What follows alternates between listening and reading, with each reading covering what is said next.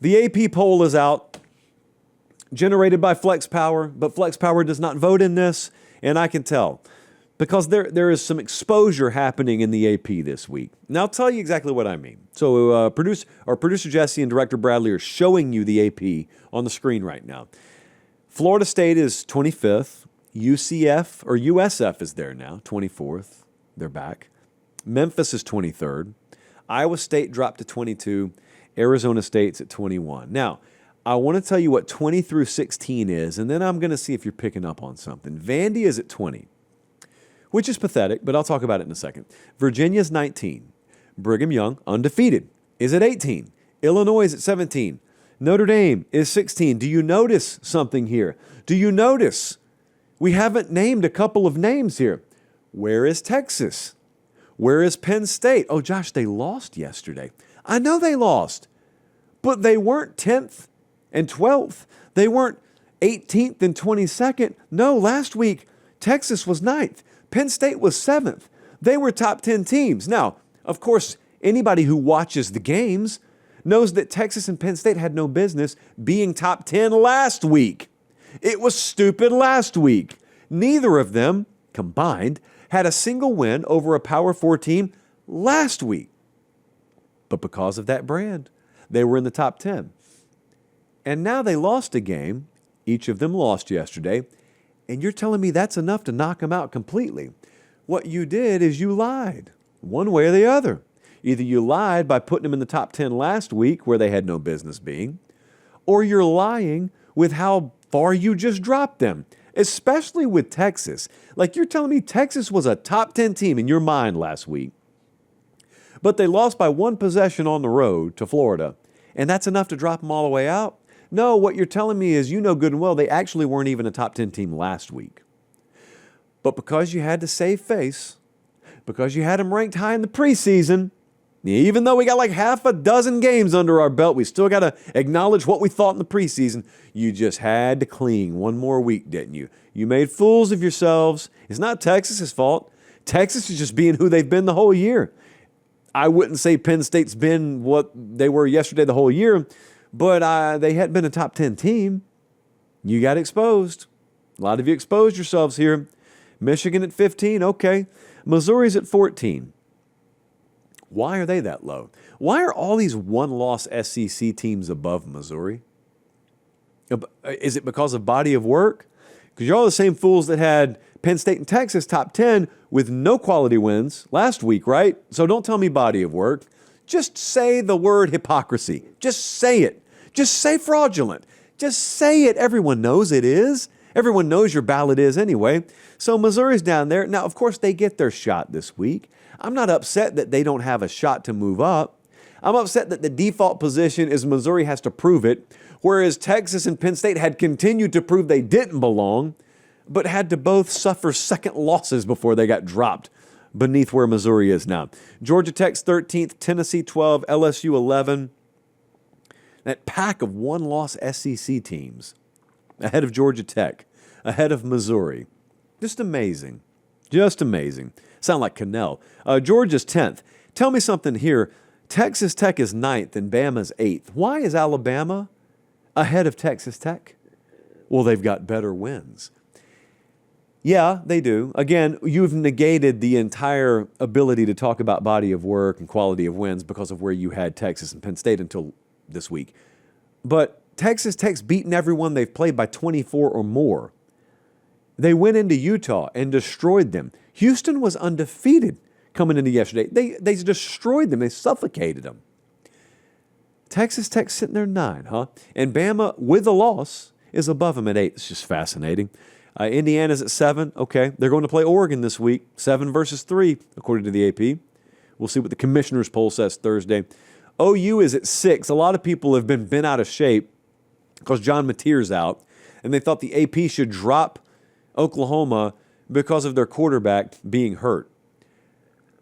The AP poll is not a projection. It's not supposed to be. The AP poll is not what you think teams will end up doing. It's not supposed to be.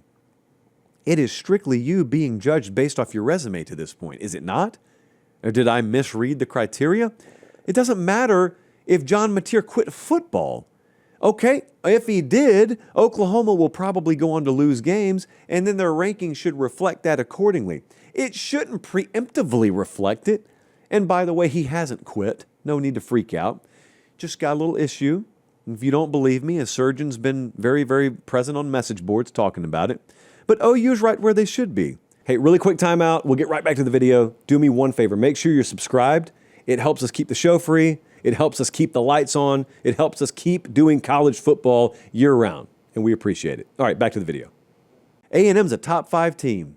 Ole Miss, top 5 team. How about us getting to week 7 and me telling you in August, by week 7, there will be 2 SEC teams in the top 5.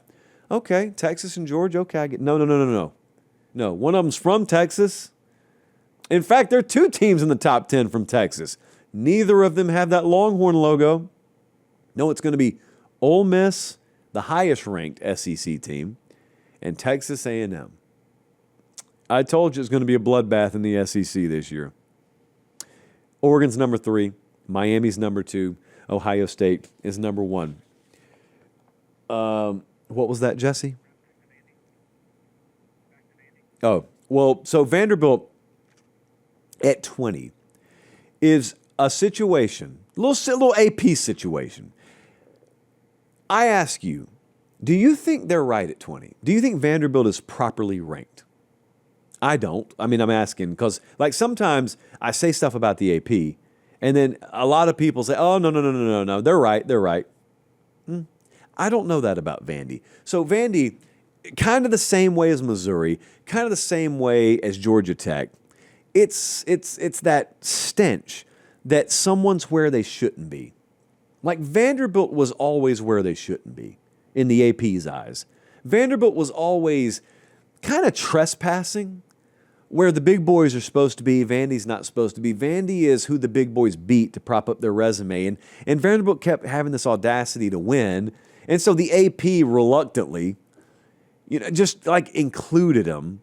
And then as soon as they lose to a team that you're telling me is the number 8 team in the country, in their building, they're down at 20. And what's funny is Vandy with a loss is down here at 20, but with quality wins.